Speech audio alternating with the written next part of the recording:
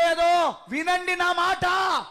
ఎవడోడు 1963లో రెండవ రాకడ జరిగిందని, ప్రకటన 10లో క్రీస్తు వచ్చాడని, తలరాయి వచ్చాడని ఎవడోడు నమ్మలేడు, వాడు ఇంకా సమాధిలోనే ఉన్నాడు.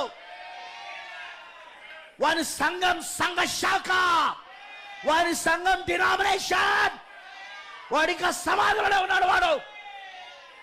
వాడు రెండవ రాకడ నమ్మలేదు. ఆయన వచ్చేసరని ఎలా చెప్పగలుగుతున్నారు?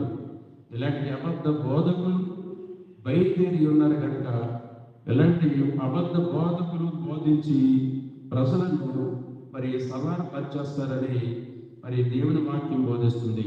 అయితే యేసుక్రీస్తు వారు రెండోసారి వచ్చేసారని చెప్పేవారికి ఇలా నెరవేరిందా?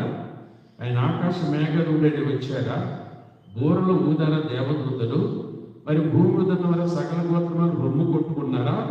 బాధపడ్డారా అని చెప్పేసి ఈ గ్రంథమును బట్టి మనము ఆధారంగా తీసుకుని మనము నడుచుకోను అని మీ అందరికీ నేను తెలియజేస్తున్నాను.